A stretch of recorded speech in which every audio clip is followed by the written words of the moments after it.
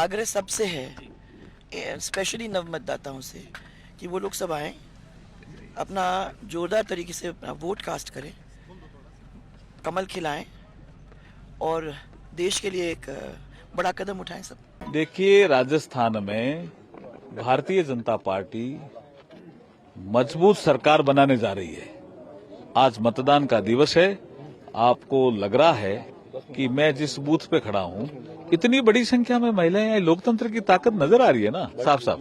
हर जगह जिस तरह से मतदान लंबे लंबे मतदान केंद्रों में लाइन लगी है, ये क्या संकेत है? ये संकेत है जो चुनाव आयोग ने जो कुछ नवाचार किए हैं, उसका भी असर हमें देखने को मिल रहा है। हम इस अवसर पर भारतीय निर्वाचन आयोग का भी आभार प्रकट करते हैं। तो स्वार्थ की राजनीति का सबसे भद्दा उदाहरण पिछले 5 साल राजस्थान के अंदर रहा।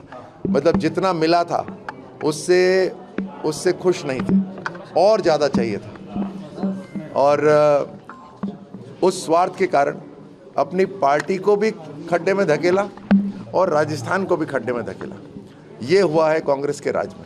कह रहे हैं उनकी पार्टी से कोई मतलब नहीं है, उनकी पार्टी से वैसे भी किसी को कोई उम्मीद ही नहीं है, ना दूरदृष्टि है, ना कोई संकल्प है। लेकिन हमारा सारी चिंता राजस्थान की जनता के लिए थी, जो 5 साल पिछड़ गई। और ख़ास तौर से युवाओं के लिए 5 साल बहुत बड़े होते हैं। और देश जब आगे बढ़ता है तो उसमें राजस्थान पीछे कैसे रह सकता है? और बिना राजस्थान के देश का जो ताज है वो अगर भद्दा हो जाए तो फिर वो, इसीलिए मुझे लगता है प्रधानमंत्री मोदी जी का इस बार एक डायरेक्ट इन्वॉल्वमेंट राजस्थान के चुनावों के अंदर है कि राजस्थान को हर तरह से आगे लेकर आना है, पिछले 5 साल की भरपाई करनी है। क्या कांग्रेस कह रही है कि अंडर करंट है उनका? हाँ। कांग्रेस को 3 तारीख को पता चल जाएगा, हो सकता है कुछ को करंट भी लग जाए। लेकिन जो जन सैलाब है, जो जनता का जो भाव है, वो पूरी तरह भारतीय जनता पार्टी की तरफ है। लाखों बलिदानों के बाद हासिल स्वतंत्रता और लोकतंत्र के द्वारा मिला है। 5 साल के लिए हम अपने क्षेत्र का, अपने राज्य का, अपने देश का भविष्य चुनने के लिए, और 5 वर्ष पूर्व जो मतदान हमने किया था, उस मतदान के चलते जिस तरह की परिस्थितियां और हालात बनी, इन दोनों का आकलन कर हमें मतदान करना चाहिए। अधिकतम मतदान हो और हम 100% मतदान के स्तर तक पहुंचे, ये लोकतंत्र की परिपक्वता और लोकतंत्र की पवित्रता, शुचिता दोनों का परिचायक है। पिछले आजादी के बाद में पहली बार हुए चुनाव में 35% मतदान से अब 70% से ज्यादा मतदान होने लगा है। लेकिन अभी भी मेरा आग्रह और अनुरोध यही रहेगा कि हम और अधिक इस मतदान प्रतिशत को बढ़ाएं।